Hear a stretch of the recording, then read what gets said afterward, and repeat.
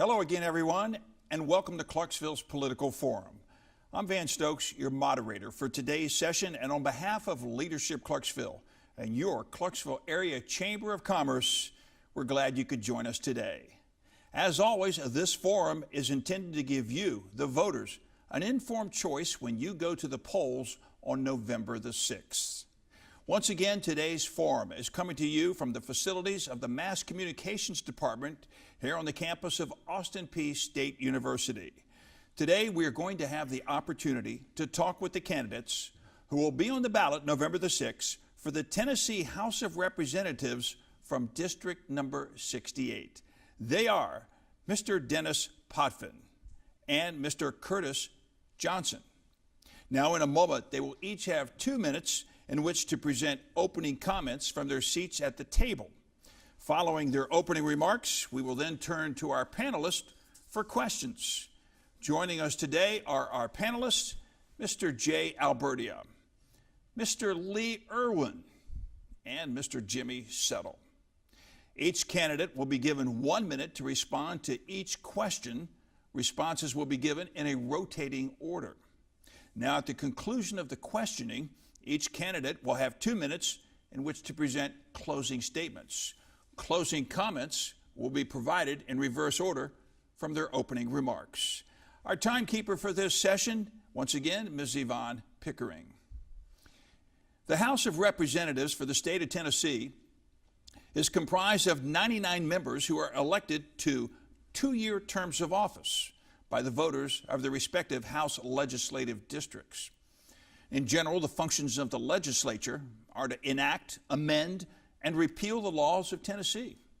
Some of the basic specific powers granted to the General Assembly by the state constitution include the appropriation of all money to be paid out of the state treasury, the levy and collection of taxes, and the right to authorize counties and incorporated towns to levy taxes on their own.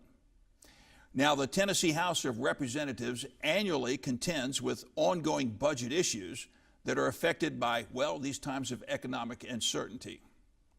Statewide economic growth, unemployment, safety, transportation, health care, education, and the welfare of the state are just a few of the areas that receive legislative attention.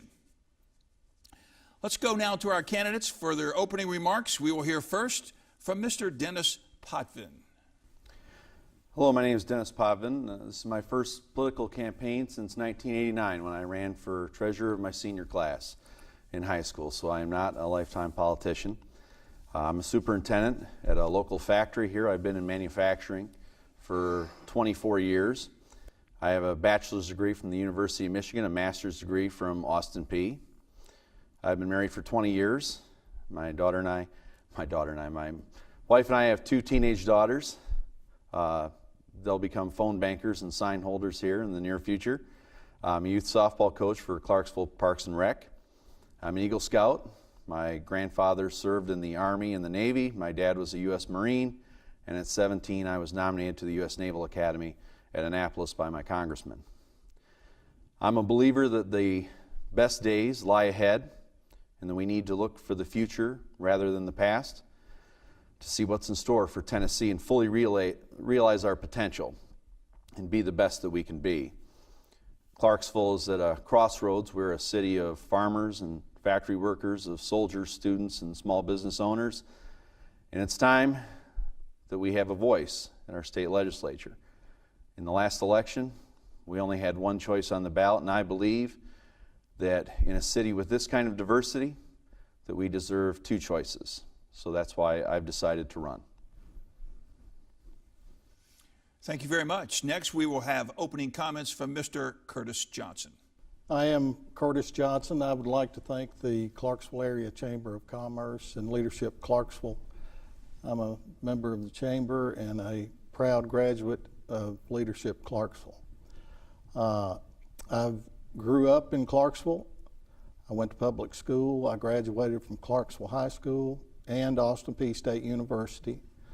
I'm a Navy veteran. I was a hospital corpsman in the United States Navy. After getting out of the Navy, I went into the banking business. I served on the Clarksville City Council for 8 years, and I have been a state representative representing the 68th District since 2004. I'm married to my wife Marcia for 38 years. We have 3 sons, 4 grandchildren, and it's an honor to be here. Thank you very much. Those are introductory comments. We now will go to our panelists for questions for the candidates. We will begin with Mr. J. Albertia. Your question will go to Mr. Dennis Potvin. Mr. Potvin, when we're looking at the next legislative agenda, each rep and senator gets to put up 15 bills. What would be the first bill that you would put up in the coming session? The first bill that I would put up is to strengthen our public schools as far as retention, as performance and rates of graduation. I believe that we need to address both inclusion and nutrition in our public schools. I believe that Tennessee has enough money in its budget now with a $2 billion surplus that we could provide all public school students, kindergarten through 8th grade, with 2 free hot meals per day in our public schools.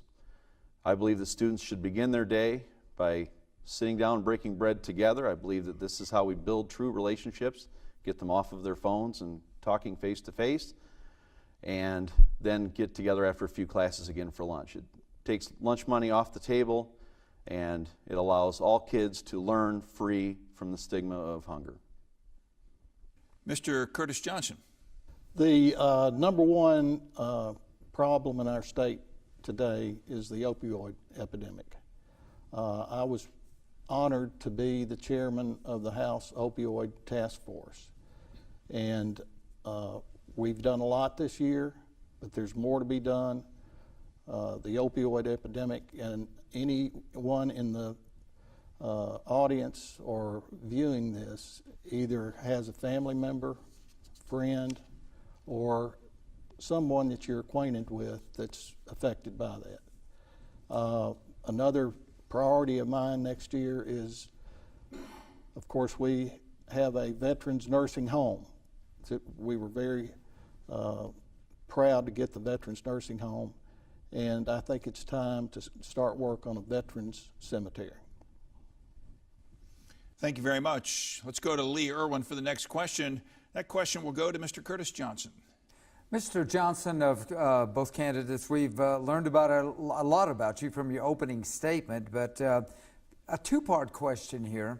What qualifies you for office in state government, and also why should people vote for you? Well, thank you, Lee. I have been involved in public service, my entire adult life. I've served on the city council. I've served 14 years in the state house, and I was honored to be elected by the entire body, Democrats and Republicans, unanimously to serve as Speaker Pro Tem of the House, and I've served as Speaker Pro Tem for the last 6 years. Thank you very much. Mr. Potvin. Having worked almost a quarter century in manufacturing, I don't get to pick and choose who works for me. The people who work for me in factories come from all walks of life, from all economic backgrounds, and I have to make sure that all of them have a collective vision in order to achieve excellence in manufacturing so that I can ensure that my company makes money. That means I have to reach out to people from all walks of life to make sure they perform at their absolutely highest level. I've been able, for the last 24 years, since the day I started as an hourly employee at General Motors, I have been able to successfully motivate people from all walks of life to work together, work as a team, and to achieve great things so that our companies could thrive and succeed. And I believe that I could do the same thing in the legislature by reaching across the aisle and working with politicians from both sides. Thank you very much. Mr. Jimmy Settle, your first question goes to Mr. Potvin. Mr. Potvin, one of the most talked about pieces of state legislation over the past 4 years has been the Improve Act. and with it there is funding available for road projects. Would you strive to speed up the timeline to complete needed projects, and at the same time, do you think we are potentially coming to a point somewhere down the road where we will need to put a cap on the gas tax? I do believe we need a cap on the gas tax, and I also believe that we need to get infrastructure moving. I believe with Tennessee being a cash-rich state, we have a rainy day reserve of nearly 2%, which is far greater than 90% of the states in the country. It's one that we certainly don't use in private business, and we don't need in our state budget. With a $2 billion surplus, the money is there to get these projects done. What we need to do with that surplus is to create good paying jobs. And when I say good paying jobs, I'm talking $18, $19 an hour with full benefits from day to hire, and put people to work rebuilding our infrastructure immediately. At a local level, it's about sidewalks and streetlights. At the state level, it's about rebuilding our roads and bridges to make life safer for Tennesseans. Mr. Johnson. Before the Improve Act, we had over 900 projects across the state that needed to be done. Since the implementation of the Improve Act, we have either started engineering, land acquisition, or construction on over 300 of those. Now, let me explain one thing about the gas tax. The gas tax, 60% of the gas taxes collected in the state of Tennessee come from people that reside outside the state. And another part of the Improve Act that a lot of folks don't understand is that we cut $428 million in taxes. We cut the sales tax on food, we're eliminating the Hall's income tax, and so we cut more than will be generated by this tax. Let's go back to Mr. J. Albertia for the next question, and that will go to Mr. Curtis Johnson. Mr. Johnson, right now our city and county have been very fortunate about as much industry we've brought into the community, and we see that unemployment rates continue to drop. Is there anything that the legislature can do to help the area factories bring in more qualified individuals to work into the plants? Because there are some shortages that we're starting to see with all the new plant construction that we're having in our community. What we have implemented in our state is any high school graduate that wants to go to a vocational college or a community college can go free of charge. We just started a program that's called the Reconnect Act, and that is anyone that's over 25 years of age that wants to go back to school at a technical college or a community college can go back free of charge. Now, what we hear over and over again, and we've been very fortunate on the industry that we brought in, but we've got to have qualified individuals ready to go. And let me say on the Reconnect Act, we projected that we would have 8,000 to 10,000 applicants the first year, and we ended up with 31,000. So, Thank you very much. Mr. Potvin. It is true that unemployment is low, but it is a bit of a glass is half full story and a glass is half true story. The jobs are not good jobs. We've become a colonial city for foreign corporations to bring jobs here that do not pay a living wage. And for this reason, the middle class is still being eroded. 16% of Tennesseans continue to live in poverty, which is almost 1 million of us. And the way to push the needle is to create better paying jobs, and that means we need a better trained workforce. Tennessee Promise does need to extend beyond 2 years of free college to get into vocational schools so that we can teach skilled jobs to residents of Clarksville to keep vital skills in our community and to keep American jobs in America. I do believe that vocational training, in addition to academic training, is the answer to get better quality candidates into our state or to build them right here at home. Mr. Lee Irwin, your next question goes to Mr. Potvin. Mr. Potvin, a moment ago we talked about the Improve Act and also talking about infrastructure. But what are a couple of other issues that are specific to the 68th District, and perhaps your ideas on how to address them? Well, one of the issues, as Representative Johnson mentioned, is the opioid issue that we have. And it is at an epidemic level, but the answer is not to throw people in jail. And that seems to be the only solution that's been presented up to this point. What we need to do is focus on rehabilitation instead of incarceration. If we have the money to incarcerate, then we have the money to rehabilitate people. In addition, in District 68, we see that there is a great deal of focus on building parks, but we haven't invested the money to improve the entire district. So we have outlying places like Southside and Cunningham, like on the south side of the city, that have been given the short end, that they have not gotten their share of funding. And so we need to make sure that we reach out to these forgotten voters and make sure that they get a piece of this economic boom that we have here in Clarksville. Mr. Johnson, your response. And I go back to the opioid epidemic. In this year's budget, we have $30 million budgeted for the opioid epidemic. And way over half of that is for treatment services. I agree that we cannot incarcerate ourselves out of this problem. I hear about the opioid epidemic on a daily basis, but I would say running a close second is roads and congestion.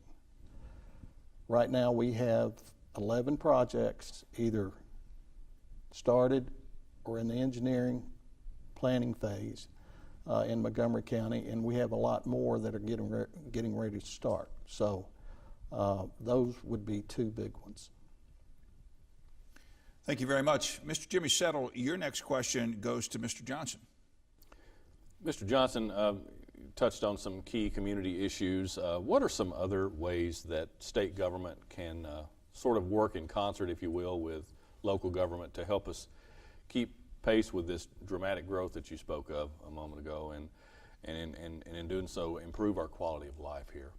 We all know that we have been fortunate to recruit a lot of large industries, and there's no way to recruit. It takes a effort of the local and state, and in most cases the federal government. And so we have not only had the vision in Clarksville to have the locations site ready for these corporations, but we've had a good communication between the local and the state government. Mr. Potvin? Well, I believe at the educational level we need to get away from the TN Ready testing. Instead of focusing on an aptitude test that grades all students across the state in the same way, I think we need to focus on growth. We need to focus on regional development of our students. From a statewide level, I think that as far as the opioid crisis goes, we need to look at the possibility of the legalization of marijuana, at least discuss it and perhaps eventually put it on the ballot. I believe that we need to talk about law enforcement with our police officers getting annual and regular training. In addition to giving them the tools that they need to do their job, they also need the training and keep that training refreshed like we do in manufacturing. And then obviously in healthcare, with the expansion of Medicaid, we could have prevented the closure of 11 hospitals across the state. But unfortunately our legislature did not choose to do that, as states like Virginia did. So if we focus on expanding Medicaid, we can keep hospitals open. Thank you very much. If you have just joined us, you are watching Clarksville's Political Forum. We're meeting with candidates who will be on the ballot November the 6th, running for the Tennessee State House of Representatives, District number 68. They are Mr. Dennis Potvin and Mr. Curtis Johnson. We have time for another round of questions from our panelists. Let's go to Jay Albertia. Jay, your next question goes to Mr. Potvin. Mr. Potvin, we've heard your credentials. We've heard you talk about some of the things that you want to do, but let's hear about the why. Why do you want this position, and why do you want to run for this position? Well, as with many people, the 2016 election created a lot of emotion in my household. I have teenage daughters. They watched the debates alongside me, and I had to remind them that this was not the normal practice in politics. But unfortunately, because of that negative emotion, because of what happened during that campaign, they lost trust in our elected officials. They lost trust that we have lawmakers who wish to govern with morality. It seems that lawmakers want to govern morality instead. And I want to assure my daughters and their generation of Tennesseans and those after that they can have a lawmaker that will look out for them and not just to their friends and donors.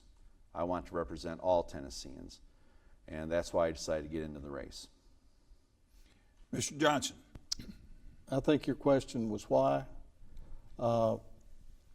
I enjoy public service. I enjoy helping people that need help.